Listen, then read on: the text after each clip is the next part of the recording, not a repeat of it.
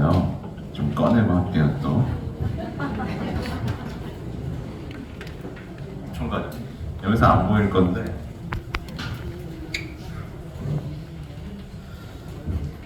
엄청 가져왔습니다. 네.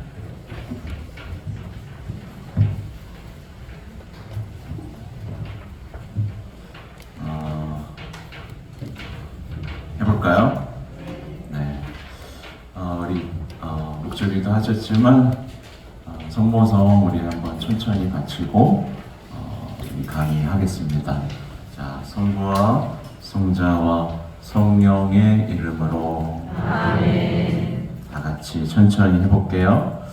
은총이 가득하신 마리아님 기뻐하소서. 주님께서 함께 계시니 여인 중에 복되시며 대중의 아들 예수님 또한 복되시나이다. 천주의 성모 마리아님 이제와 저희 죽을 때 저희 죄인을 위하여 빌어주소서. 아멘. 성부와 성자와 성령의 이름으로 아멘. 다시 한번 인사해야겠네요. 안녕하세요.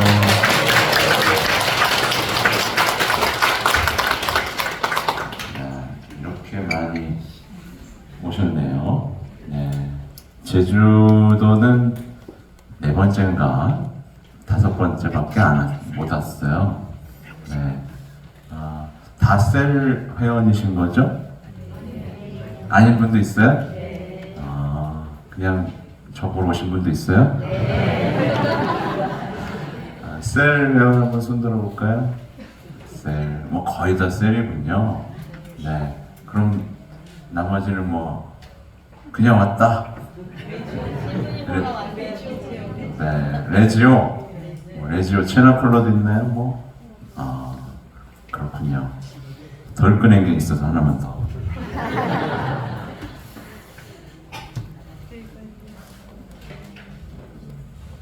오늘 사실은 무슨 얘기를 해야 될지 몰라서 많이 갖고 왔어요. 보면 이 자료는 이제 올바른 기도 방법에 대한 자료들을 가져왔고, 이건 우리 원래 그 셀 기도의 영적 독서 중에 마리아 공경이라는 걸 읽으라고 써 있는데 읽어보신 분 계세요? 잘 없죠.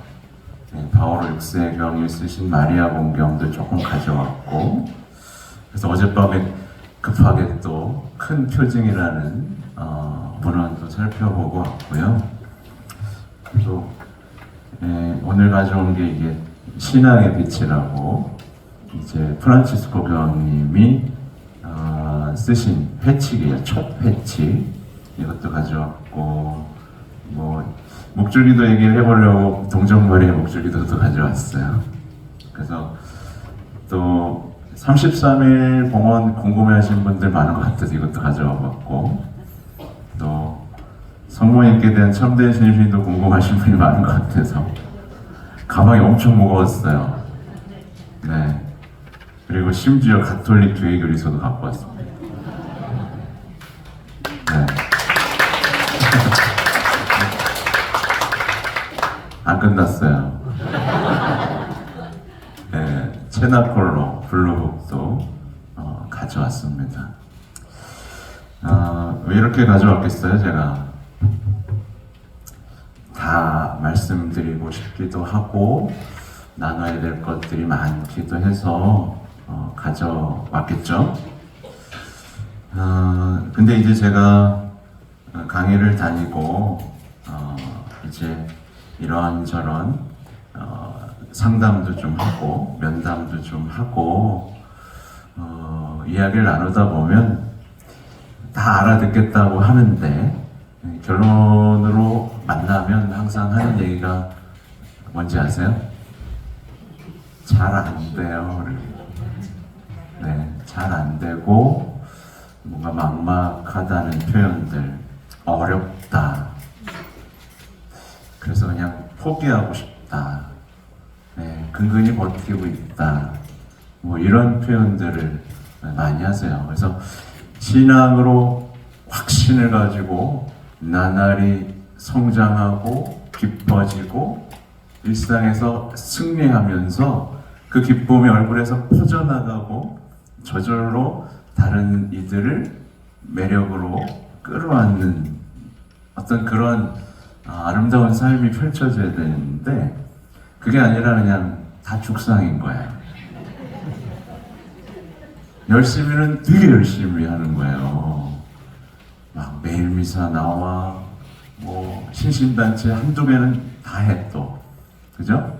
레지오랑 셀 같이 하는 분도 많아요. 그렇게도 하지, 전래단도 하지, 또 뭐도 하지, 집에서도 뭐가 바빠. 이렇게 바쁘게 열심히 하면서도 뭔가 깊어지지 못하는 어떤 그렇게 빛이 꺼져가는 거죠. 그 신앙의 빛이 마치 바람 앞에 촛불처럼 꺼져가는 모습들을 보면서 참 어쩌지? 라는 생각을 많이 하게 됐어요.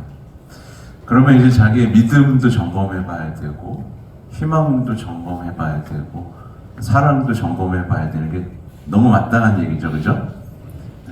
근데 이게 아니라 이제 너무 힘드니까 자기에게 집중하기 시작하더라고요. 대부분. 나는 너무 힘들고 나는 어렸을 때 너무 힘들게 자랐고 상처도 많고 그냥 여기에 갇혀버리는 거예요. 그래서 자기에게 기쁜 얘기, 좋은 얘기들을 찾기 시작했죠. 그러니까 신앙이라는 건 나에게서 해방돼서 정말 내가 사는 게 아니라 주님이 사는 체험이거든요. 내 옆에 있는 사람이 형제로 느껴지는 체험이고 내가 주님의 일을 한다라는 체험이란 말이에요. 나는 사라지지만 어떻게 보면 더 나다운 아름다운 삶이 펼쳐지는 놀라운 체험인데 항상 나는요 너무 상처받았고요 너무 힘들고요 저 좀 알아주시고요 저 좀 예뻐해 주세요 그냥 여기에. 그래서 신부가 뭐 한마디 하면 섭섭해요. 배우자의 관계에서도 힘차게 서로에 대한 신뢰와 사랑을 키워가면서 가정을 정말 하나의 교회로 만들어야 되는데 이게 안 되는 거예요. 그렇게 사랑해서 결혼해놓고도 어때요? 신뢰가 점점 사라지고 사랑할 수 있는 힘도 사라지고. 그러니까 이게 지금 이 시대에 우리가 겪고 있는 신앙의 현실인 거죠. 근데 이제 작게는 우리가 일상에서 겪는 신앙의 위기라고 볼 수 있죠. 그죠? 근데 눈을 살짝만 이제 돌려보면 어때요? 내 주변에 내 자녀들마저도 이제 신앙에서 떨어져 나가기 시작해요. 신앙이 상실되어 가는 거죠. 전해지지도 않고 뭔가 안 되는 거예요. 그죠? 옆을 보면 이제 자녀들, 친구들이 신앙에서 떨어지고 냉담자들이 많아지고 있고 사회로 눈을 돌려보면 또 어때요? 사회 이제 신앙을 조롱하기 시작하죠. 그죠? 네, 신앙이 조롱의 대상이 됐어요. 특히 학교 교육 안에서 신앙은 쓸모없는 허황된 것이라는 교육들이 이루어지고 있고 이제 사람들은 신앙을 찾지 않아요. 인문학에서 어떤 삶의 위로를 찾죠. 근데 이상하죠? 할 수 있다라고 말해놓고 행복해지진 않고 있어요. 삶을 점점 미로로 만들고 있고 정말 자신을 파괴하는 죄의 여정들을 가고 있죠. 그래서 더 이제 세계를 보세요. 세계를 보면 뭐 평화라는 말은 이제 다 사라져 버렸어요. 그죠? 그냥 맨날 전쟁만 해요.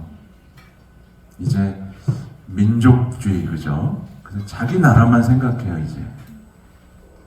뭐 작게는 우리나라만 봐도, 그죠? 정치가 화합할 수 있는 가능성이 보여요, 안 보여요? 안 보여요. 정치 얘기하니까 흥분하면 그래요. 정치인들 탓할 필요 없어요. 왜냐하면 우리조차 누군가와 일치되지 못하는 마음의 상태를 대면하고 있기 때문에 그렇습니다. 그죠? 네, 우리조차 누구를 받아들이지 못해요. 배우자조차 받아들이지 못하는데, 배우자조차 하나 되지 못하고 자녀와의 일치도 이루지 못하는 우리가 거기에 눈을 돌릴 필요도 없어요. 우리는 이 세계적인 어떤 분열의 현상, 어떻게 보면 바벨탑이죠? 바벨탑. 우리가 하느님 없이도 뭔가를 일치를 이룰 수 있을 것이라는 착각 속에서 쌓아놓은 바벨탑이 무너지면서 우리는 서로 다른 언어를 갖게 됐고 서로 통하지 않게 됐고 평화도 모두 다 없어져 버린 상태. 그리고 이런 세계적인 상황 속에서 신앙을 더듬더듬 찾아보지만 돼야 안 돼요? 신앙에서 희망을 찾으려고 더듬더듬 막 해요. 근데 안 되는 거야 또. 네. 거기다 또 더 심각한 건 이 교회가 진리의 광채, 빛을 비춰야 하는데 이 오류들이 교회 내에도 스며들어서 교회에서 믿음을 얘기하고 그리스도, 주님을 얘기하고 십자가의 희생, 고통의 신비, 영광의 신비, 영원한 생명, 회개와 하늘나라, 그죠? 이런 성사의 중요성, 이런 것들을 가르쳐야 되는데 이제 여러분 행복하세요? 힘들죠?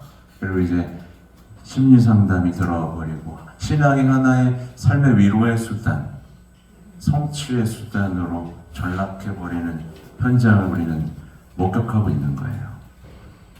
그래서 이런 심각한 상황을 배경으로 해서 성모님이 발현하신 거죠. 네. 그래서 제가 오늘 이 파티마 세계사도지 길잡이를 중심으로 해서 어떤 제가 책을 많이 가져왔지 않습니까? 거기 다 나오는 내용들이 이 책에 골고루 있고 이 책들이 다 거기 영적 독서에 거의 들어가는 책들이에요. 그래서 그 이야기를 조금씩 풀어볼까 하고, 그리고 제가 좋아하는 게 뭐냐면 사실 저는 일방적으로 뭔가를 전달하려고 오진 않았어요. 네, 왜냐면 여기 계신 분들의 고민, 삶의 어려움, 그죠? 있죠? 어떻게 풀어요?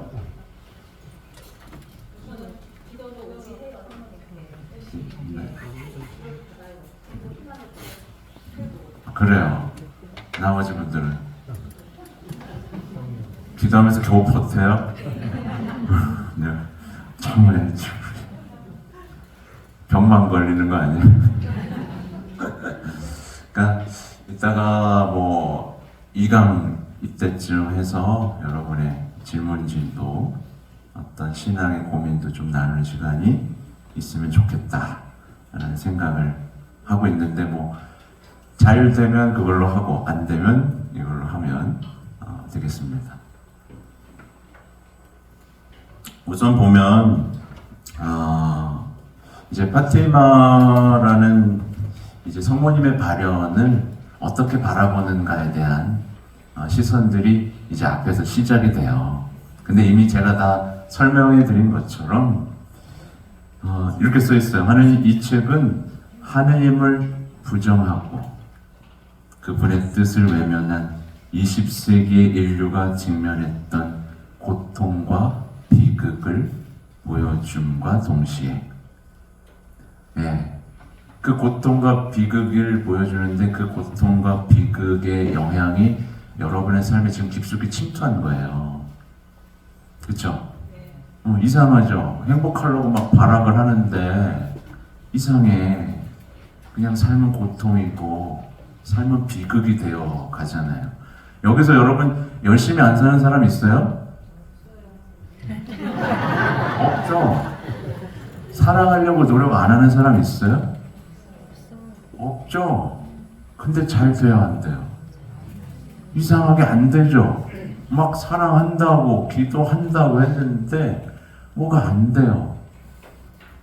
이게 그 신앙을 상실한, 하느님을 외면한 그 정신의 풍조가 우리 내면에 자리 잡았기 때문에 생기는 일인 거예요. 그래서 우리가 이 셀기도를 하면서 정말 중요한 건, 사실 셀기도 할 때 기도문들은 되게 간단해요, 여러분. 그렇죠? 몇 줄 되지도, 한 바닥 되지도 않아요. 근데 그 기도만 주구장창 하고 있잖아요, 그죠? 근데 이 기도문이 여러분의 마음을 쳐요? 안 쳐요? 쳐요? 건드려요? 이 기도문 하면서 눈물을 흘려본 적 있어요? 나요? 다행이다. 왜 저는 이해가 안 될까요? 막 그렇게. 그저 눈물이 났어. 하여튼 그 얘기를 제가 할 수 있는 한 해보려고 하는 건데, 아무튼 고통과 비극을 보여줌과 동시에 21세기를 살아가는 우리 모두에게 구원에 이르는 길을 제시합니다. 네. 너무 당연한 얘기예요. 우리는 이 신앙을 통해서 예수님을 나의 구원자로 만납니다. 그리고 영원한 생명을 향한 힘찬 신앙의 여정을 나아가죠. 보면 이제 하안토니오 몬시뉴얼님이 쓰신 이제 펴내는 글 부분에 보면 이제 교황님이 하신 말씀이 나와요. 이제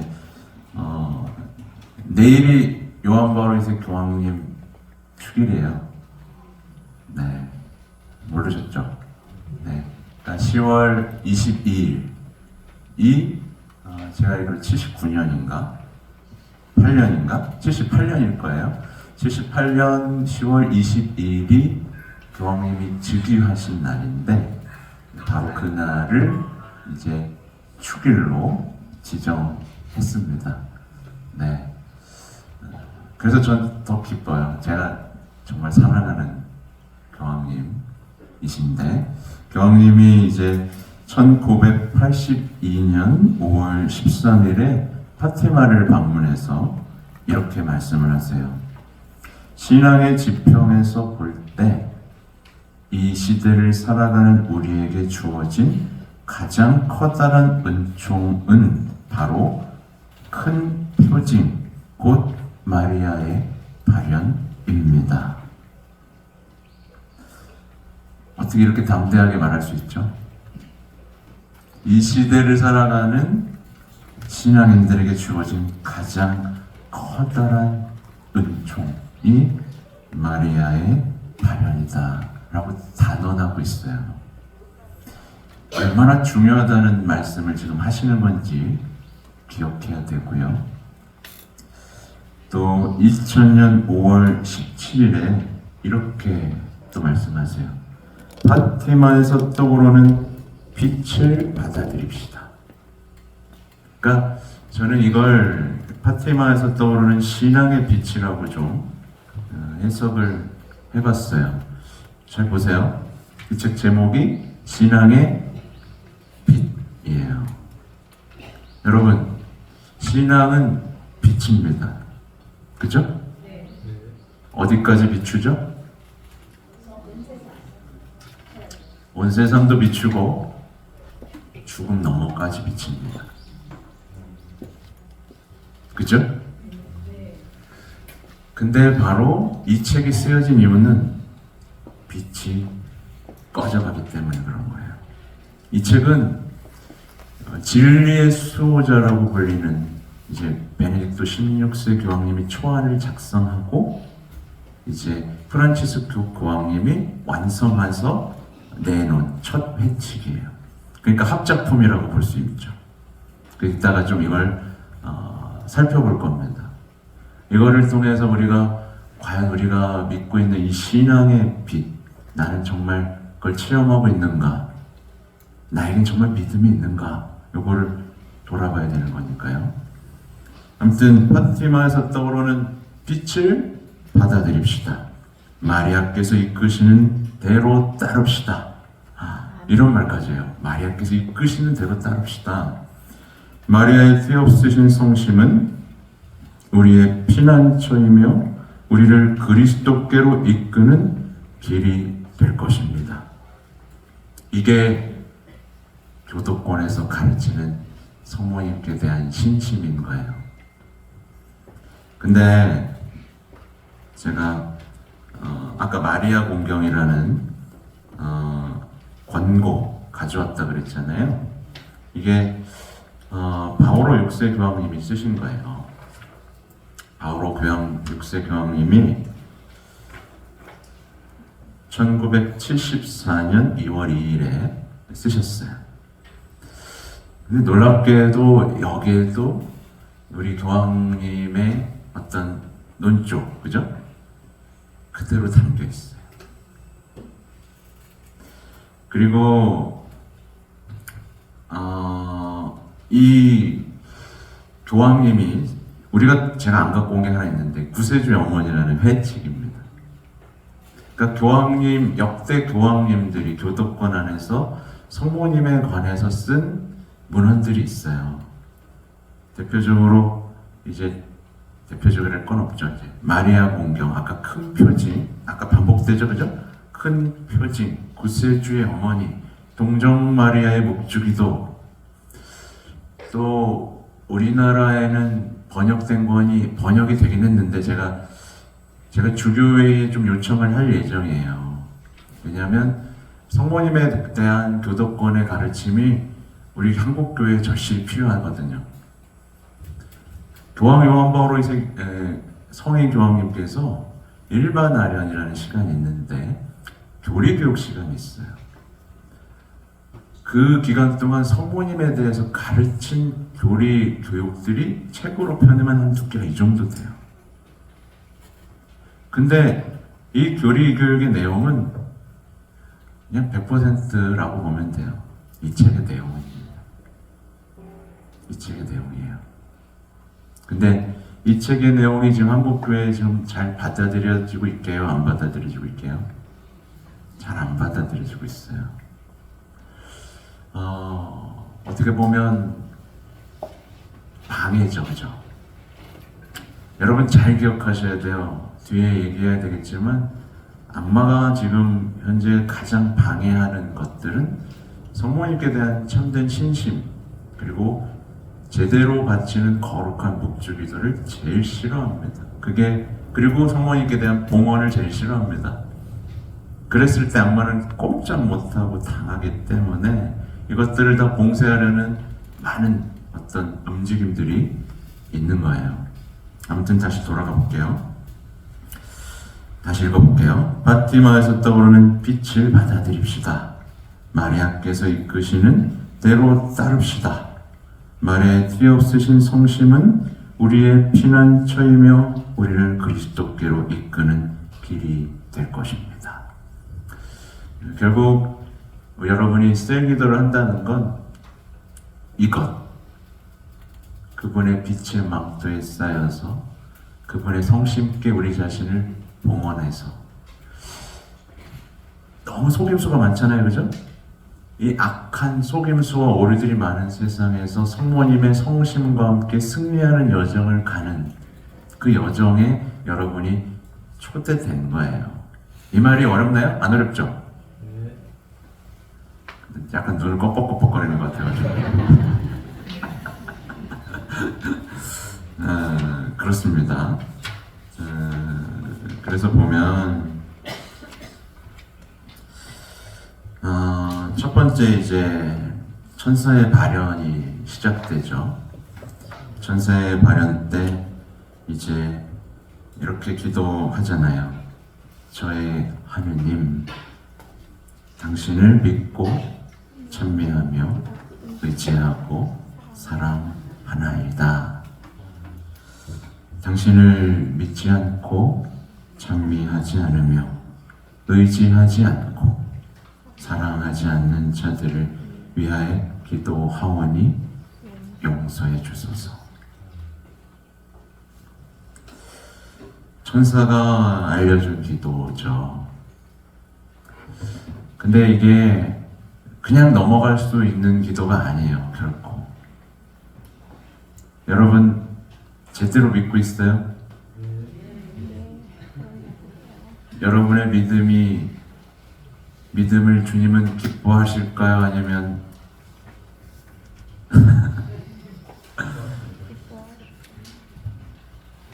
우리의 믿음은 계속 정화되어야 되겠죠, 그죠?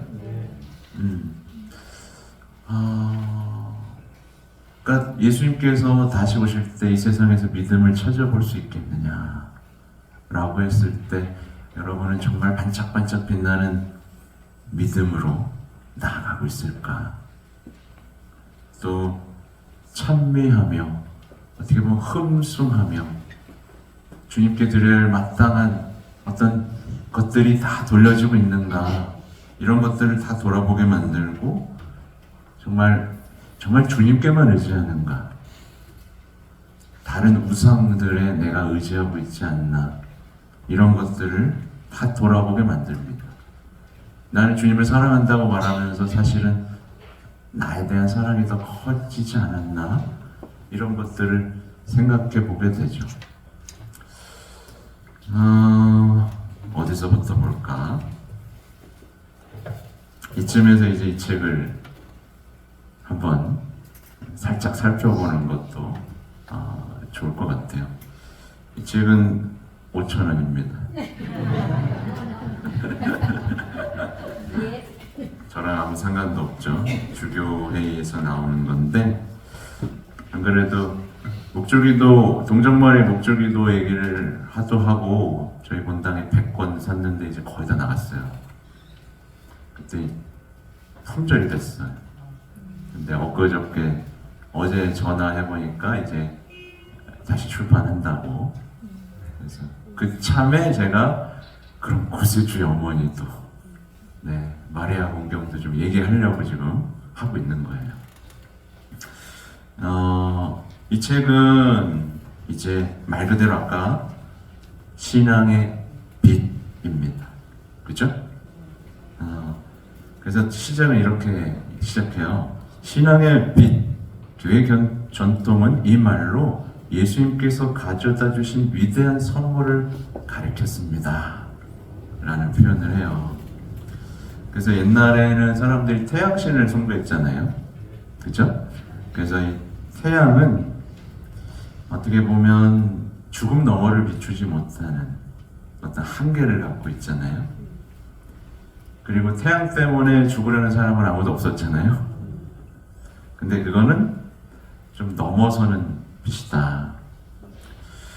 근데 이제 사람들이 이 신앙의 빛을 다 받았는데도 불구하고 사람들이 이걸 허황되다라는 생각을 갖기 시작한 어떤 문제점을 지적하세요. 그래서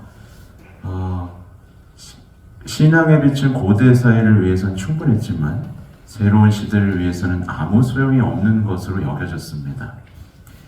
이제는 성인이 되어 자신의 이성으로 자신만만해져서 새로운 방법으로 미래를 탐색하고자 하는 인간을 위해서는 그 빛이 소용이 없는 것으로 여겨졌습니다.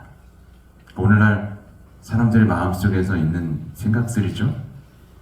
그러니까 오히려 인류가 과감하게 발전하고 진보하는 데 있어서 신앙이 뭐가 된다? 방해가 된다라는 생각을 하기 시작한 거예요.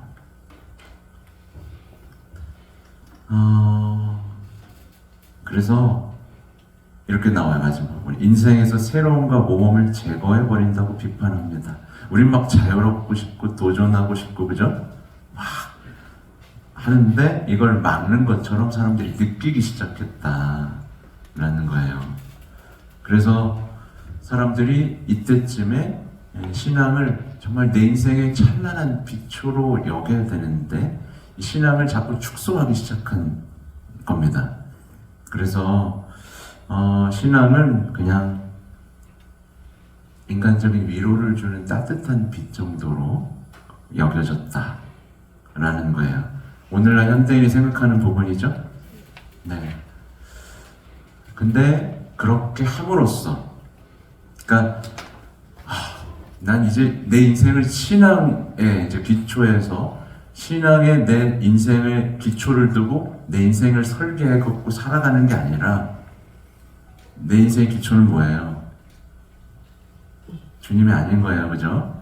더 이상 그 상태에서 내가 하고 싶은 일을 막 하다가 힘들고 어려울 때만 위로의 빛으로서의 신앙으로 축소해 버리니까 이제 어떻게 됐냐면 여기서 딱 얘기합니다. 빛의 부재로 모든 것이 혼란스럽게 되었습니다.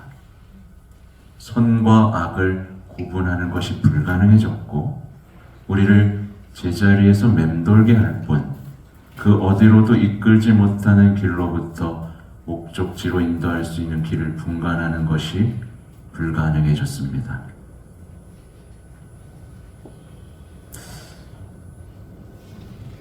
많은 것들을 생각하게 하죠. 여러분이 아까 좀 막막하다는 얘기도 했었잖아요, 그죠? 근데 신앙의 빛이 있다면 막막하다는 말이 나와요, 안 나와요? 안 나오죠. 네. 왜냐하면 아브라함과 우리 성모님의 생애를 보더라도 신앙으로 가야 할 곳을 늘 알려주시고, 그쵸? 항상 들으면 나에게 예언을 주시고 뭔가 해야 할 것을 계속 알려주시면서 그분이 얼마나 사랑하고 우리를 아껴주시는지를 계속 느꼈잖아요. 근데 그게 사라진 거잖아요, 그죠? 아무튼 신앙의 불꽃이 꺼지면서 다른 모든 빛도 다 꺼져버렸다. 그러니까 우울증 환자들이 많아요.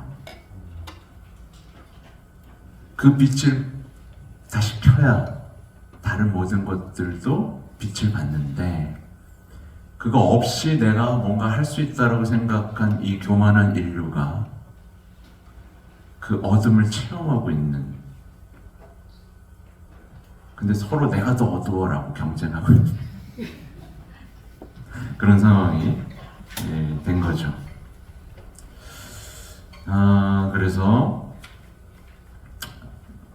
더 넘어가면 그러면 이 빛의 원천은 무엇일까라는 질문을 통해 교황님이 글을 얼마나 잘 쓰셨는지 진짜 여러분 제가 이 책을 꼭 읽으라고 말씀드리고 싶은데 그때부터 이제 그럼 우리에게 신앙이 무엇인가를 조금씩 상기시켜요. 그래서 당연히 누구부터 생각할까요? 아브라함부터 시작을 합니다.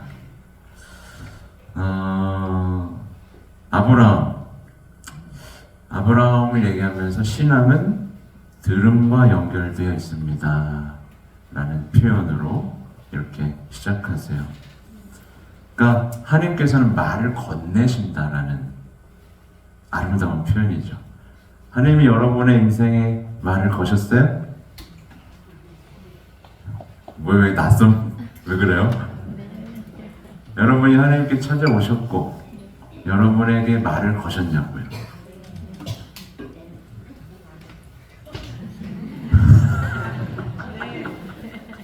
큰일 났네. 잠깐만요.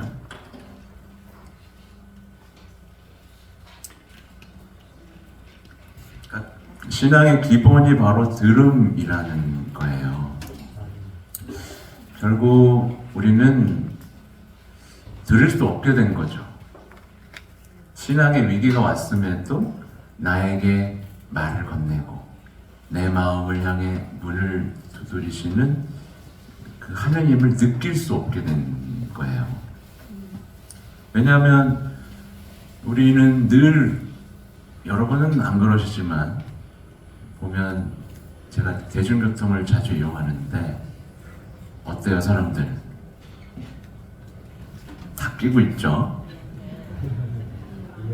이어폰, 네, 다 끼고 있고 혼연일체가 됐죠? 담임과의 일치가 아니라 이제 이걸 끼고 있죠. 눈은 또 어때요? 이 시대만큼 볼거리가 이렇게까지 볼거리가 넘쳐났던 시대, 이렇게까지 들을 게 넘쳐났던 시대는 없었어요. 이따가 말씀드리겠지만 이게 바로 프리메이슨이 우리를 부패하게 만드는 아주 중요한 수단입니다. 우리는 침묵을 몰라요. 여러분 하루 중에 침묵과 고요 속에 얼마나 머무세요?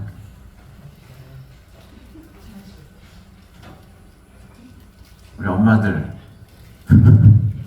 집에 가면 TV 계속 틀어놓지 않아요? 라디오를 계속 틀어놓거나 그것도 아니면 전화를 해서 1시간 동안 얘기를 해요. 소음으로 가득 차 있는 거야. 내 말만 가득 차 있어요. 그리고 거기에 항상 주어는 나인 거예요. 내가 말이야 무슨 일을 당했는데 말이야, 내가 어딜 다녀왔는데 말이야, 내가 오늘 뭘 먹었는데 말이야. 그냥 소음으로 가득 차 있어요. 기도를 하면서도 제가 말해요. 그냥 다 나. 신앙은 들음으로부터 오는데 그 고요함. 그래서 수많은 수도자들이 광야에 찾아갔던 것이고, 주님께서도 어떠셨어요? 광야로 가시면서 공생활을 시작하셨고, 요한 세례자도 광야에서 회개를 외쳤죠. 근데 우리는 사순시기조차 고요 속에 지내지 못하는 비참한 현실에 놓인 거예요. 네. 핸드폰을 수시로 보고 미디어에 온통 빠져 있어서, 제가 이따가도 얘기하겠지만 미디어를 보는 순간 모든 신앙의 역동은 멈춰버립니다, 여러분. 그래서 첫 번째는 우선 끊어보는 거예요. 끊어보면 여기서 난리가 나죠. 심심하고 뭐 궁금하고 또 뭐 있죠? 네.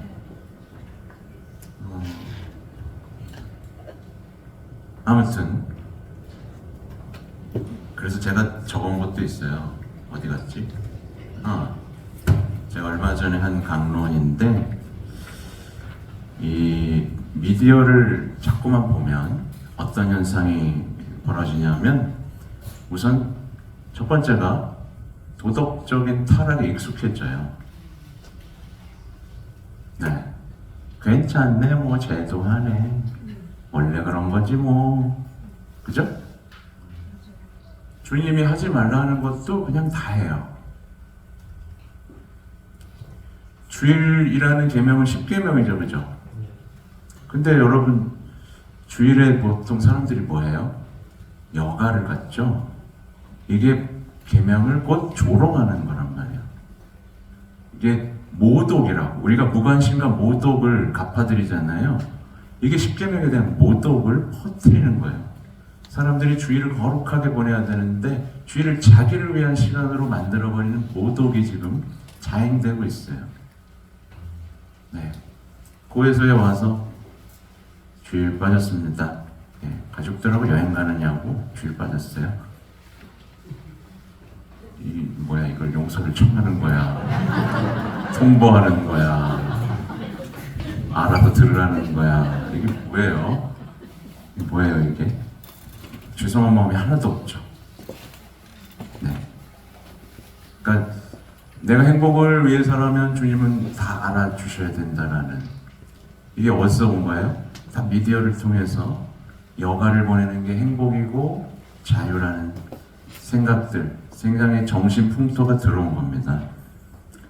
그러니까 도덕적 타락, 뭐 낙태에서부터 뭐 한도 끝도 없죠. 지금 미디어를 통해 퍼지고 있는 타락은 익숙해지고 당연히 신앙은 날 억압한다라고 느끼는 거예요. 하나님이 우리를 바라보고 계시잖아요. 여러분, 하나님이 여러분을 바라보신다고 할 때 여러분 느낌이 어때요? 감시한다고 느껴요? 그러면 지켜주시려고 안 보면 불안하죠. 하나님이 나를 보면 불안해요? 안 보면 불안해요? 걸려들고 있어. 하나님이 나를 지켜보신다가 좋아요? 아니면 불안해요? 이래야지. 근데 하나님이 나를 지켜보신다고 하면 나 감시하시나 불안한데. 벌써 하나님과의 관계가 어떻게 된 거예요? 네. 여러분이 애기인데 엄마 아빠가 여러분을 지켜보지 않으면 어떡해요? 그죠? 수호천사 붙여주고 성모님 붙여주고, 그죠? 다 붙여주고 보호하고 아껴주고 사랑해주고 있는 걸 못 느끼고 감시라고 생각하고 억압이라고 그러고 그만하세요. 아담과 하와가 그랬죠. 숨어버렸죠. 죄 지은 사람이 그렇게 되는 겁니다. 너 어디 있느냐? 그죠? 그러면서 또 아담과 하와가 뭐라 그래요? 네. 자꾸 정당화하죠? 아, 그래서 그랬어요. 얘가 그래서 그랬어요. 아이, 왜 그러세요? 잘못했습니다. 제가 당신의 말씀 어겼습니다. 부끄럽습니다. 하면 될 것을 그렇게 마치 하나님이 나쁜 사람이었던 것 마냥, 그걸 그러니까 왜 거기다 두셨어요? 왜 그것만 따먹지 말라고 해서 그거 왜 이렇게 맛있게 보이게 했어? 뭐 이렇게 따지는 거예요. 그게 이미 악마와 대화한 상태였고 죄를 지은 상태 신앙인의 모습이잖아요. 곧 미디어는 뱀의 언어를 쓰면서 우리와 대화하는 거예요. 대화하는 순간 하나님을 의심하게 되는 거예요. 연결되죠? 그래서 거기에 더 나가서 신앙을 사람들은 이제 인간이 만들어낸 거잖아. 이게 뭐예요? 아예 부정을 해버리는 거죠. 부정을 해버려요. 그리고 교회가 가르치면 어때요? 너나 잘해. 교도권 따라요, 안 따라요, 요즘에? 요즘에 순종해요, 안 해요? 네. 여러분은 순종해요, 안 해요? 여러분이 무조건적인 순종을 하는 사람이 있어요, 없어요? 네? 다 사라지고 있는 거예요, 여러분. 순종이 아니라 여러분은 뭘 외쳐요? 존중을 외치고 있어요. 하나님마저도 나를 존중해주고 배려해줘야 된다고 하지 순종하진 않아요. 신앙은 순종인데, 그리고 불순종이 죄였는데, 하나님이 맺어주신 그 질서, 모든 것, 사랑의 질서, 하나님께 대한 순종도 사라지니까 이제 뭐가 사라져요? 배우자에 대한 순종도 사라지는 거예요. 여성분들이 들으면 기분이 좋지 않겠지만 보세요. 예수님은 누구한테 순종했죠? 성모님한테 순종했고 성모님은 요셉한테 순종했죠. 이게 가정의 질서란 말이에요. 근데 순종했다고 해서 예수님이 더 낮아요? 아니죠. 사랑하고 지켜준 그 질서, 이게 무너지는 순간 모든 것이 무너진다라는 것. 그러니까 이미 나는 순종하게 하지 않겠다는 이 말 자체에는 하나님께 대한 순종마저도 사라져 있는, 같이 무너지는 거예요. 아무튼 아무튼 뱀하고 대화하면 다 무너집니다. 다 의심하게 되고 신앙의 회의를 느끼고 예수님의 제자가 된다고? 왜 제자가 돼? 내 인생을 살아야지. 예수님의 종이 된다고? 쓸모없는 종입니다라고 말하라고? 아니, 내가 주인인데. 그래서 복음에 나오는 얘기 뭐예요? 포도밭 소작임. 주인 되고 싶어가지고 뭐예요? 죽이죠. 네. 주인 되고 싶어서 다 죽여요. 네. 그 일이 지금 벌어지고 있는 거예요. 아무튼 모든 것이 뭉개지기 시작하면서 신앙을 아무것도 이해할 수 없게 됩니다. 그리고 그냥 날이 선 눈으로 교회에 대한 비판적인 생각들, 뭐 사제, 수도자에 대한 비판적인 생각들, 이웃에 대한 험담과 판단만 늘어나고 악의 열매들, 분노들, 실망, 우울, 그죠? 그 칠제종의 늪에 빠져버리게 되는 현상들. 이따가 칠제종도 좀 얘기할 겁니다. 요즘에 칠제종을 죄라고 해요, 안 해요? 안 해요. 음욕, 허영, 사치, 교만, 탐식 이런 거 죄예요, 안 해요? 세상 사람들 죄라고 말해요, 안 해요? 안 해요. 안 해요. 여러분은 어때요? 미디어가 얼마나 지금 우리랑 하느님과를 갈라놨는지 아시겠죠? 네, 그 뱀하고 대화하는 순간, 네, 하느님은 나쁜 존재가 되는 거예요. 아무튼 침묵에서 어디까지 간 거예요, 지금? 아무튼 신앙은 들음과 연결되어 있다. 그래서 여러분 귀의 침묵, 눈의 침묵, 마음의 침묵의 시간이 없으면 주님이 나한테 무슨 말씀을 하시는지 알 수가 없어요. 그 상태에서 성경을 아무리 읽어봐요. 이해가 돼야 안 돼요? 하나도 안 되죠.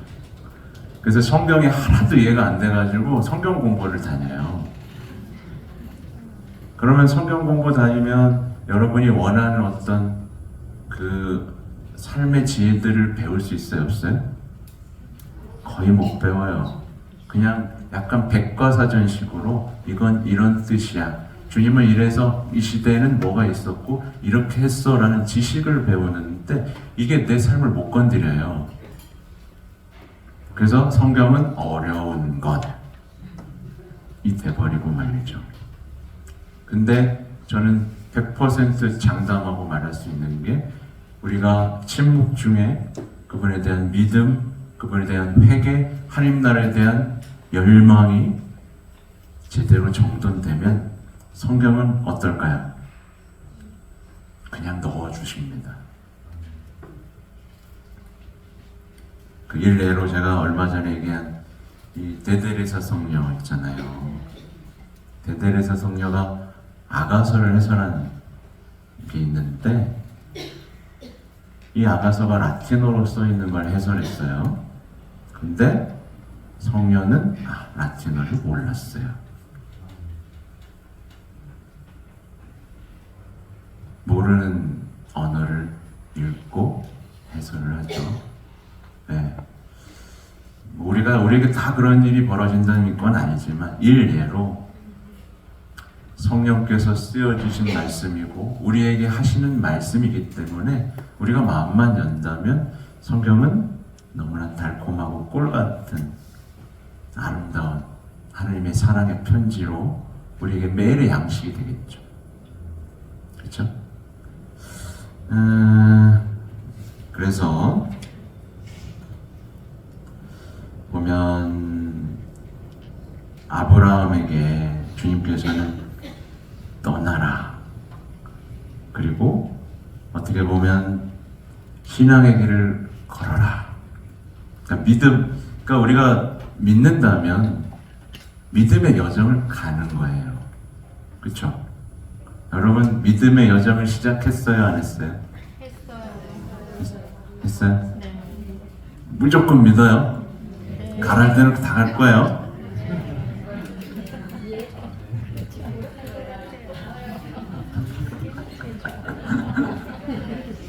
아들 죽이려면 죽일 거예요?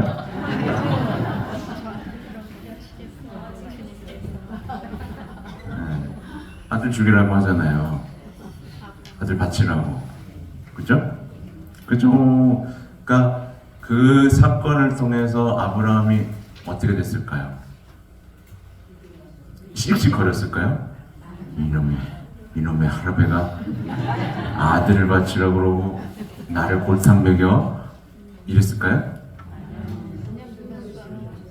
아, 주님은 나한테 뺏어가시는 분이 아니구나. 더 주시는구나. 그 다음부터는 더한 것도 믿었겠죠. 그죠?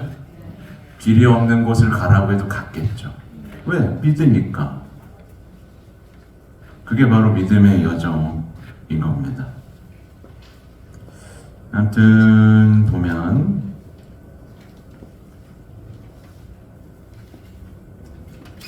이후에 이제 생명을 낳아주신 것까지 이제 얘기를 해요.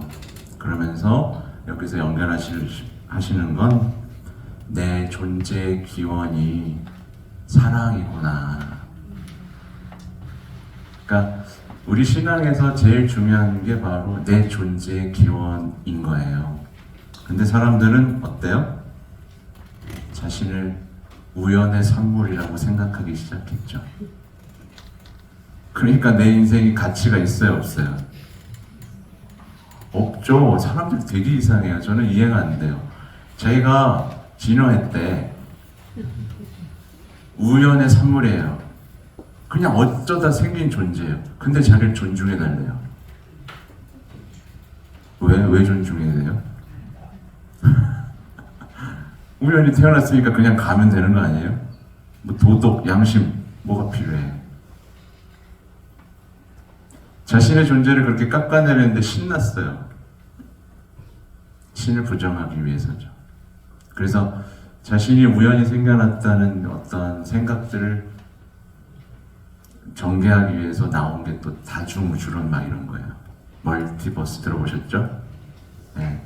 그런 어떤 우리 한국교회는 그 물리학 박사 출신 신부님이 있어요. 그 카이스트 박사인데 예수의 신부님이 되셔서 이제 과학이론, 과학과 신앙에 대한 관계를 쓰신 책이 있는데 거기에서 이제 우리가 흔히 알고 있는 뭐 진화론 뭐 이런 것들에 대해서 다 이렇게 설명을 해주세요.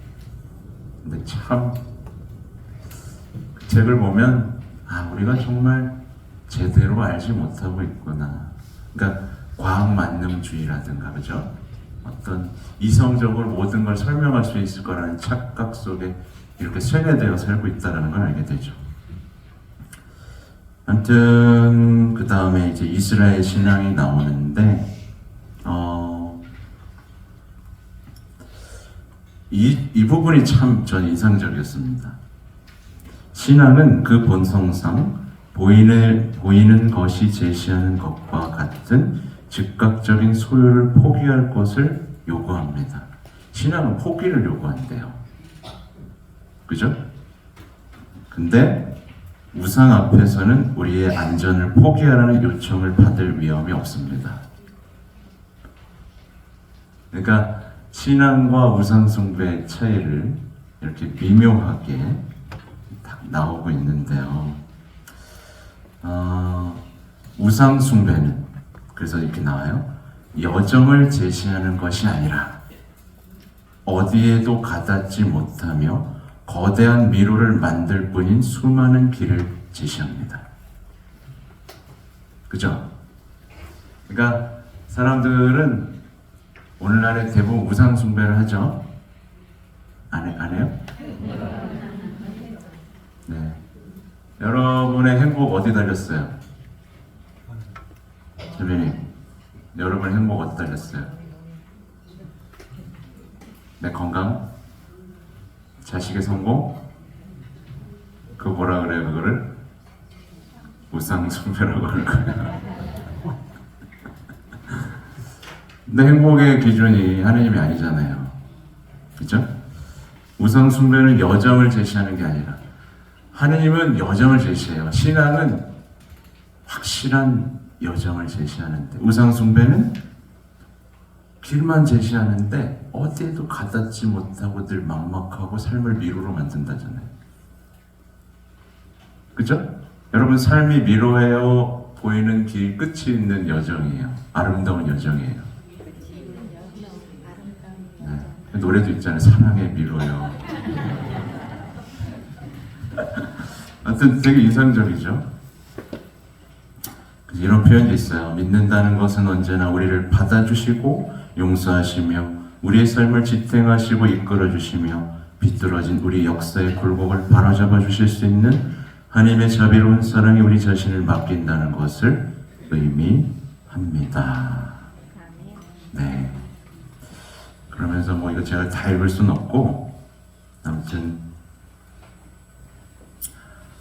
제가 이 책을 이제 비행기 내에서 또 계속 읽으면서 왔어요. 얼마나 감동을 제가 받았는지, 그리고 그 전에 몰랐는데 내가 빛을 잃었구나. 우리가 빛을 잃었어. 우리가 진짜 엉뚱한 것을 잡고 있고 그걸 믿음이라고 말하면서 내 삶의 빛이 꺼진 줄도 모르고 살고 있구나. 이걸 이렇게까지 명쾌하게 설명하신다는 게 정말 놀라웠습니다. 그리고 이런 말도 있어요. 이제는 좀 띄엄띄엄 여러분과 나누고 싶은 말만 좀 나누고 끝낼 건데, 이 부분은 너를 만드신 분으로부터 멀어지지 마라. 너를 찾지도 마라. 하느님으로부터 돌아섬으로써 자신을 찾을 수 있다고 생각할 때 그의 삶은 산산이 부서지기 시작합니다. 우리의 현실이에요.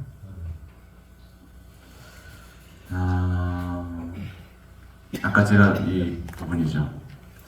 사랑의 마음을 열면 그들의 삶은 자신을 넘어 확대됩니다. 이제 내가 사는 것이 아니라 그리스도께서 내 안에 사시는 것입니다. 신앙 안에서 믿는 사람인 나는 타자이신 분께서 들어와 사실 수 있도록, 그리고 그 타자 안에서 살 수 있도록 확장됩니다. 따라서 믿는 이의 삶은 사랑 안에서 넓어집니다. 우리는 여기에서 성령의 활동을 봅니다. 그리스도인은 예수님의 눈으로 볼 수 있고 그분의 마음을, 아드님이신 그분의 자세를 지닐 수 있습니다. 왜냐하면 그리스도인은 성령이신 그분의 사랑을 함께 나누기 때문입니다. 예수님의 사랑 안에서 우리는 어떤 식으로든 그분께서 지니신 전망을 얻게 됩니다. 사랑 안에서 예수님과 일치하지 않는다면 우리 마음에 부어진 성령의 현존 없이는 예수님을 주님으로 고백하는 것이 불가능합니다. 말이 좀 어렵긴 하지만 뭔가 기대로 불어오르죠? 우린 늘 나에 갇혀 살잖아요. 내 옆에 있는 사람조차 사랑하지 못하는 비참함을 살아가는데, 이 사랑의 마음을 열면 이렇게 된다는 말씀이죠. 그러면서 신앙의 어떤 성격 말하는데, 신앙은 사적인 문제나 개인주의적인 개념이나 주관적인 견해가 아닙니다. 근데 오늘날의 사람들은 자꾸 신앙을 개인적으로 만들어버리고 주관적인 걸로 만들어버리고, 그렇죠? 그렇습니다. 그러면서 앞으로 좀 볼게요. 더 지금 하나 했어요, 그죠? 당신을 믿고 같이 했어요. 지금 사실 딱 떠오르는 게 십계명인데 찬미하고라는 부분이거든요. 생각났으니까 봐야겠다.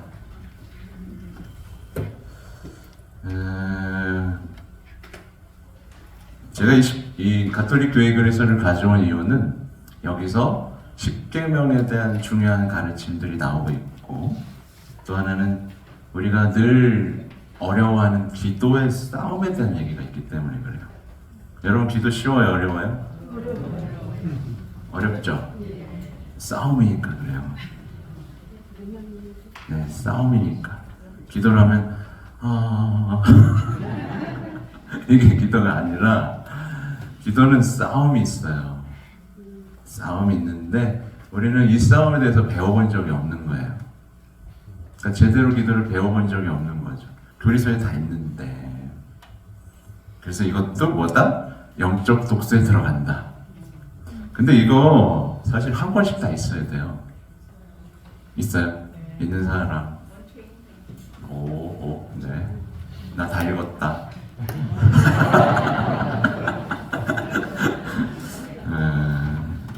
자, 10계명을 보면 이제 첫째 계명 주원이를 경외하고 섬겨라 하면서 믿음에 대한 부분이 나오는데요. 첫째 계명은 현명하고 조심스럽게 우리의 믿음을 기르고 지키며 믿음과 대립되는 모든 것을 물리칠 것을 요구한다. 믿음을 거슬러 짓는 죄에는 여러 가지 양상이 있다. 믿음에 대한 고의적인 의심은 하나님께서 계시하시고 교회가 믿으라고 제시하는 것을 진리로 받아들이기를 소홀히 하거나 거부하는 것이다. 본의 아니게 의심하는 것은 믿음을 망설이거나 신앙에 대한 반론이나 신앙의 어두움으로 생겨나는 불안을 극복하지 못하는 것이다. 의심을 고의적으로 키우면 정신적으로 소경이 된다. 이 말이 교리서에 나와요. 놀랍죠? 궁금하던 게 여기 다 있죠? 불신은 계시 진리를 무시하거나 그것에 동의하기를 고의적으로 거부하는 것. 이단이란 세례를 받은 후 거룩한 가톨릭 교회, 가톨릭 신앙으로 믿어야 할 어떤 진리를 완강히 부정하거나 완고히 의심하는 것. 배교란 그리스도교 신앙을 전부 포기하는 것. 이교란 교황에게 순종하거나 그에 속하는 교회 구성원들과 친교 맺기를 거부하는 것이다. 명쾌하죠? 걸려 넘어지는 거 많죠? 또 별게 다 있어요. 절망과 자만에 대한 설명도 있어요. 절망으로 인간은 하나님께서 자기를 구원해 주시고 구원에 이르도록 도와주시거나 죄를 용서해 주시리라는 희망을 버린다. 절망은 하나님의 선함과 의로움과 그리고 그분의 자비로움을 거스르는 것이다. 그래서 대부분 제가 면담하러 오시는 분들을 보면 대부분 이 죄에 떨어져 있어요. 제가 되물어요. 하느님이 대부분 자매님이어가지고 남자들은 어떻게 사나 몰라. 하느님이 자매님을 사랑해요? 안 해요? 그러면 뭐라고 대답해요? 사랑하시죠? 대답은 잘해요. 그러면 하느님이 자매님을 보고만 계세요? 일으켜 주려고 하세요? 일으켜 주려고 하세요. 근데 자매님 왜 손 안 잡아요?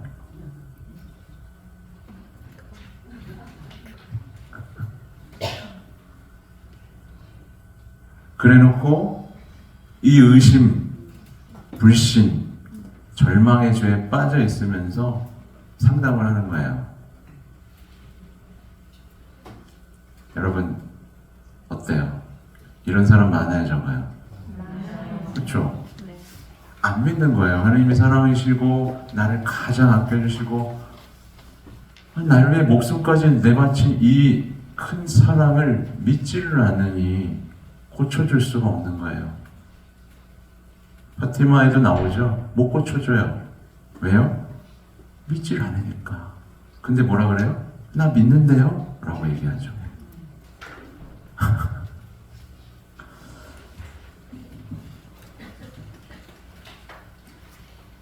자만에는 두 가지 형태가 있다. 하늘의 도움 없이도 구원받을 수 있다고 생각하여 자신의 능력을 자만하는 형태도 있고, 회개하지 않고도 하나님의 용서를 얻어 공로 없이 영광을 얻을 수 있다고 생각하여 하나님의 전능과 자비를 과신하는 형태도 있다. 이거 이따가 교만에 대해서 얘기할 건데, 그리고 이거예요. 제가 말씀드리고 싶은 건, 인간은 하나님의 사랑을 거슬러 여러 가지로 죄를 지을 수 있다. 무관심은 이렇게 나오죠. 하나님 사랑이 중요하다는 것을 무시하거나 거부하는 것이며, 하나님께서 먼저 사랑하신다는 사실을 외면하고 그 사랑의 힘을 부인하는 것이다. 무관심. 배은망덕. 하느님의 사랑을 인정하지도 않고 사랑으로 보답하기를 거부하는 것이다. 냉담은 하느님의 사랑에 응답하기를 주저하거나 소홀히 하는 것이며, 그 역동적 사랑에 자신을 내맡기기를 거부하는 것도 포함될 수 있다. 영적 게으름은 하나님에게서 오는 기쁨을 거부하고 하나님께서 주시는 좋은 것을 혐오하기까지 하는 것이다. 하나님에 대한 질문은 교만에서 비롯된다. 이는 하나님의 사랑과 대립되는 것으로 하나님의 선하심을 부인하고 하나님을 죄를 엄단하고 벌 주시는 분으로 여겨 저주하는 것이다. 그리고 흠숭은 그분을 하느님으로, 창조주로, 구세주로, 주님이며 존재하는 모든 것의 주인으로, 사랑과 자비가 무한하신 분으로 인정하는 것이다. 이렇게 표현을 다 하고 있어요. 우리가 알고 싶었던 궁금한 게 다 있죠. 그래서 여러분에게 여러분의 신앙생활에 어떤 아주 중요한 보화로서 하나 간직하시는 게 좋겠다. 그리고 제가 보장할 수 있어요. 여러분, 그 기도에 대한 얘기 좀 어렵다고 하시는 분들도 있는데, 대중에 나온 기도에 대한 가르침에 대한 것, 뭐 4-5권 읽는 것보다 여기서 기도에 대한 거 그냥 읽으면 됩니다. 아주 정확하게 우리 신앙의 전통 안에서 잘 가르쳐주고 있어요. 아무튼 저희 하나님, 당신을 믿고 찬미하며 의지하고 사랑하나이다. 네, 당신을 믿지 않고 찬미하지 않으며 의지하지 않고 사랑하지 않는 자들을 위하여 기도하오니 용서해 주소서. 이 부분이 조금 더 선명해지죠? 네, 조금 더 제대로 믿고 제대로 사랑할 수 있는 게 중요하다는 걸 알게 되죠. 근데요, 사실은 제가 셀기도를 좋아하고 사람들에게 셀기도를 권하는 이유는, 사실 제가 이렇게 강의하는 것과 좀 반대되는 이유가 있어요. 제가 좋아하는 성녀 중에 히아친타 있는 거 아시죠? 네, 전 히아친타를 정말 좋아합니다. 저는 충격을 받았죠. 이 파티마, 그건 안 갖고 왔어요. 너무 무거워가지고. 책이 너무 많아가지고. 파티마 책 읽어보셨죠? 이제 루치아 수녀님의 이제 회고록, 꼭 읽어보셔야 돼. 이건 정말. 셀메언이라면 정말 읽어보셔야 되는데, 이 파티마를 보면, 사실, 6, 7, 8, 그죠? 이 어린아이가 이 성모님을 사랑하고 시키는 대로 하는 그 모습이 정말 아름답지 않습니까? 전 충격받았어요. 아, 이렇게도 희생할 수 있구나. 이렇게까지, 이 프란치스코, 그죠? 히아친타는 성모님이 말씀하시고 보여주신 것 때문에 주인들이 너무 불쌍했어요. 그래서 조금이라도 희생을 바치고 싶었고, 어떻게든 그들을 구원하고 싶은 그 애타는 마음. 배운 게 뭐가 있어요? 근데 배운 게 많이 없었는데도 우리보다 많이 알았어요? 적게 알았어요? 많이 알았죠? 배운 게 없는데도 우리보다 많이 알았고요. 우리보다 강했어요? 약했어요? 아니 신체적으로 약하고 가난했죠. 근데 악마로부터 어떤 공격을 받았어요? 안 받았어요? 다 보호받았잖아요. 이거면 되는 거 아니에요? 보호받고 받고 성모님이 알려주고 성모님께 시키는 대로 하고 성모님 위로해드리고 사랑하고 이것만으로도 여러분 성인 될 수 있어요. 그래서 제가 이거를 더 전파하는 거예요. 이렇게 단순하면 돼요. 근데 제가 막 십계명은 이렇고, 그죠? 믿음이란 뭐 무관심이란 모욕이란 이런 거 하면 막 복잡하잖아요. 그리고 교회 온갖 오류들 뭐 많이 들어와 있고, 우리가 신앙에서 벗어나게 하는 거 이거니까 이거 조심하세요, 저거 조심하세요, 이거 따라가면 안 됩니다. 막 이걸 다 기억하고 나서 신앙 챙기는 게 쉬워요, 어려워요? 어렵죠. 그래서 제가 히아친타 프란치스코를 좋아하고 이 셀기도, 이 간단한 기도, 그리고 목주기도를 전파하는 게 그 이유예요. 네. 오히려 복잡해지고 지식으로 하다 보면 사실은 지식은 우리를 교만하게 해요, 여러분.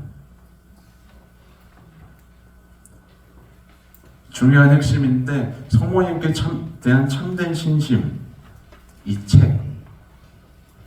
책의 저는 핵심이 뭐라고 생각하냐면 과연 내가 하는 모든 신심 활동이 나를 겸손하게 하느냐 교만하게 하느냐.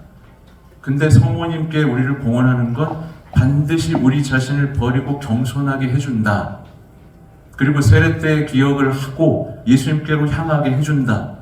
어김이 없다. 빠르고 안전하다. 그래서 저는 이걸 전파하는 거예요. 근데 자칫 다른 신심을 보세요.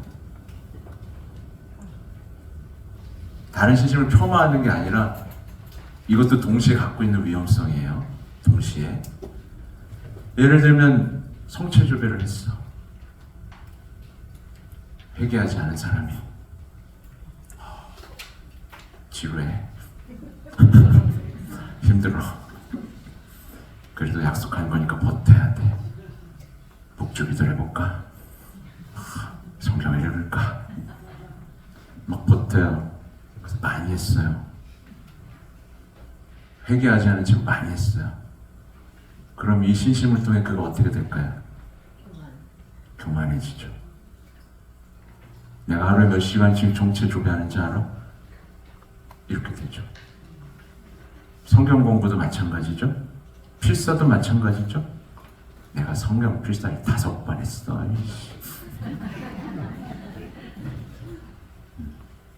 다른 신심들은 어떤 성취와 우월감과 교만함을 쉽사리 우리 가슴속에 심어놔요. 그러면 끝입니다. 그러면 이제 악마에게 놀아나는 일만 남은 거죠. 그래서 우리 한국교회 내에 보세요. 수많은 이제 봉사자들이 이것도 하고 저것도 해요. 그죠? 고르실려도 몇 기, 에미도 몇 기, 레지오도 몇천 차. 많이 했어요. 그럼 그만한 성덕을 쌓아요? 그 사람들이 공동체 안에서 평화를 이뤄요? 그쵸? 다 그렇다는 얘기는 아니에요. 근데 쉽사리 어때요? 그걸 자기 걸로 생각하고 지배하려고 하고 소유하려고 하고 분열을 일으키고 편가르기 하고 뒷담화하고 하죠? 왜 그랬어요? 그렇게 열심히 하고도? 교만해진 거예요. 내가 이렇게 열심히 한 사람이야. 내가 성당 지을 때부터 여기 다녔어.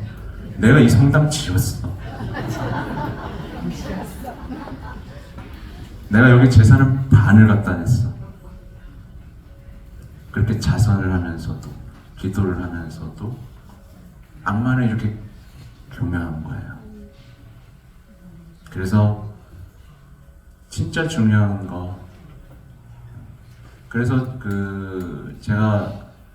저도 신부는요 이렇게 강의를 하고 나면 잘난 줄 알아요.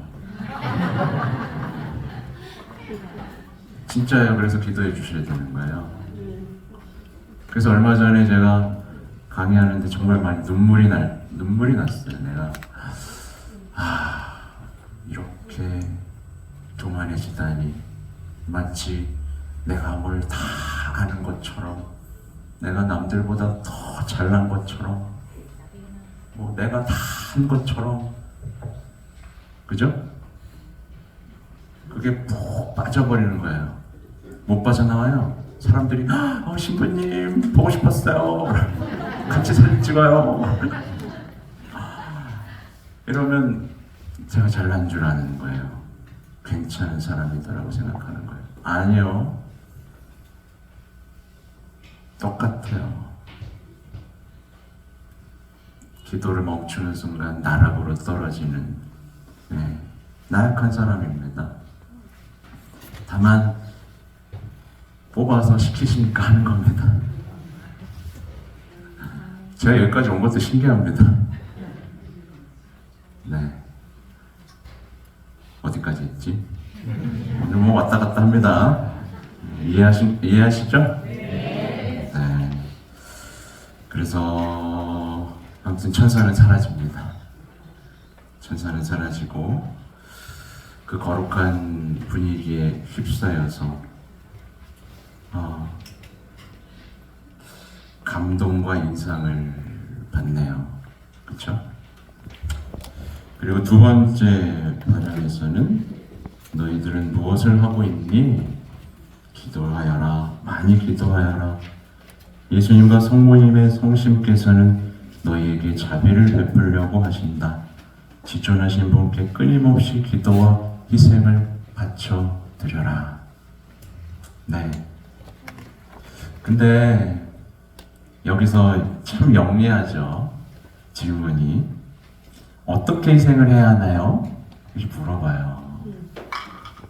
그렇죠? 그때부터 이 히아친타, 이 아이들은 희생을 즐겨 바치기 시작합니다. 너희가 당하는 모든 것을 희생으로 삼고 주님의 마음을 상해드린 죄의 보속과 죄인들의 회개를 위해 그것을 바쳐라. 그러면 이 나라에 평화가 올 것이다. 정말 아무것도 아닌 걸로 평화를 주시죠. 나는 포르투갈의 수호천사다. 무엇보다 주님께서 너에게 보내시는 고통을 순종하는 마음으로 참아 받아라.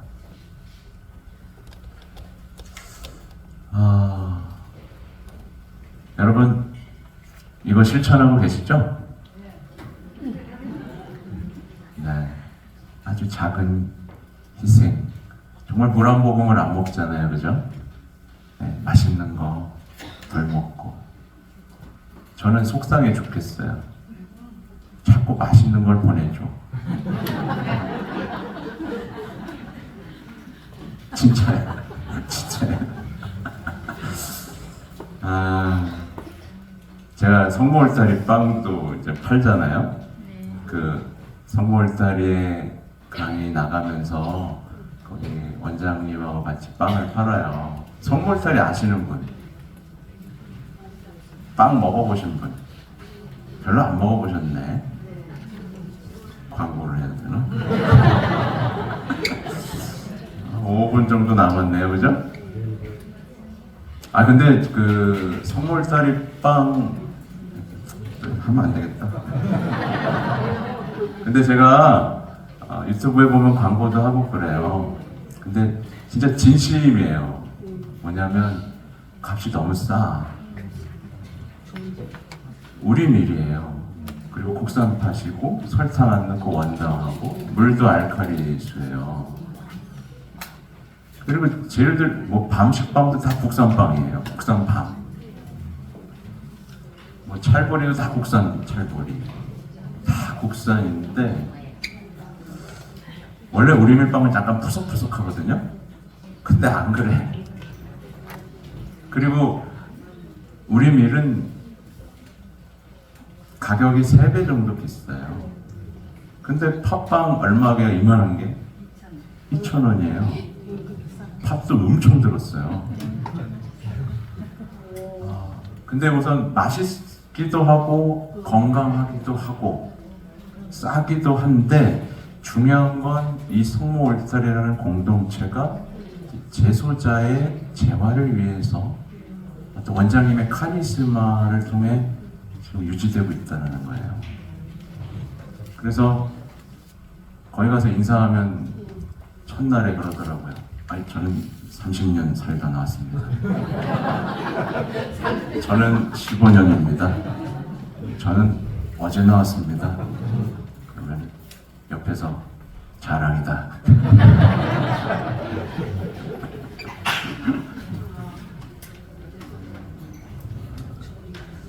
그쵸. 물론 100% 제소자는 아니지만 그분들이 함께 모여 빵을 만들어요. 곧 노동을 한다는 뜻이에요. 노동을 해요. 그리고 매주 피정을 해요. 제가 거기 피정 강의를 가는 겁니다. 매주 2번 피정을 해요. 그러니까 노동하고 피정하고. 그러니 나쁜 마음이 자라다가 많은 거예요. 그래서 하나님도 알게 되고 거기서 노동도 하면서 이제 살아가는 거죠. 하나의 공동체로서. 그러니까 거기 원장님은 월급만 주면 된대요. 제가 월급 공개까지는 안 하겠습니다. 얼마 안 해요. 얼마 하지 않는데 월급 줘야 되는 인원들이 50명 정도 되는 거예요. 그래서 제가 올린 거 광고 있어요. 네. 유튜브에 병근을 검색하시면 거기 빵 광고가 있어요. 근데 20일까지여서 이벤트는 끝났는데 한번 전화해서 졸라보세요. 이병근 신부 광고 보고 전화했는데 끝난 거라고 아는데 네. 되나요? 먹어보시면 저는 사실 딱 보면 건강해 보이나요? 안 건강해 보이나요? 건강해 보여요? 네? 네. 사실은 제가 뭐 말랐다는 소리는 듣는데 제가 대략 한 73kg 정도 나갑니다. 그러니까 표준입니다. 건강검진하면 이상이 거의 없습니다. 모든 수치가 거의 정상입니다. 99% 정상입니다. 근데 체력이 저질이 돼. 그리고 고질적인 어떤 약함 때문에 그냥 피곤해서 쓰러지고 소화도 잘 못해요. 이름을 바꾸세요. 네, 병근. 제 친구들이 병든 병근이라고 불렀어요.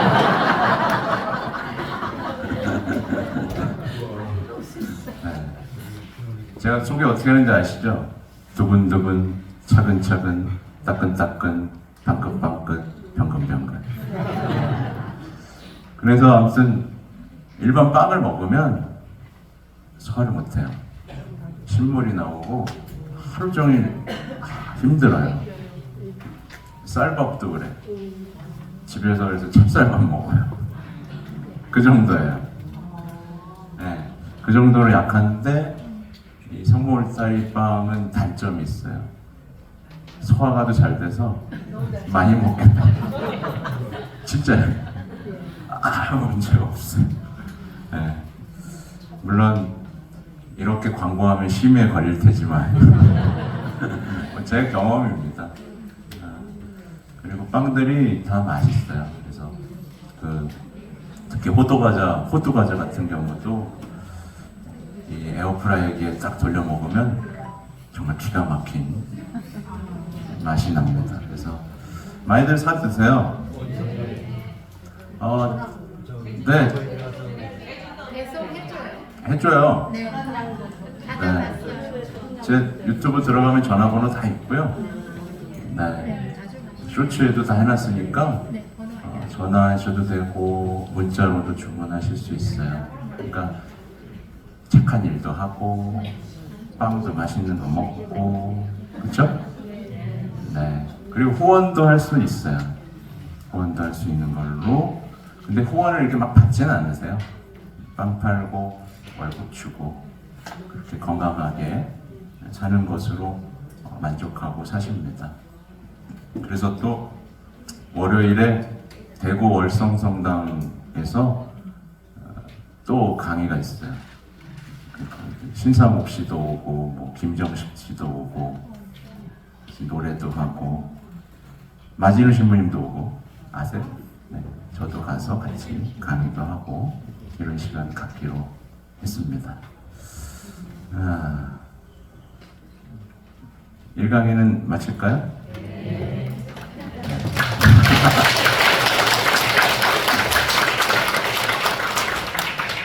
영광송으로 마치겠습니다. 자, 성부와 성자와 성령의 이름으로 아멘. 영광이 성부와 성자와 성령께 성부와 성자와 성령의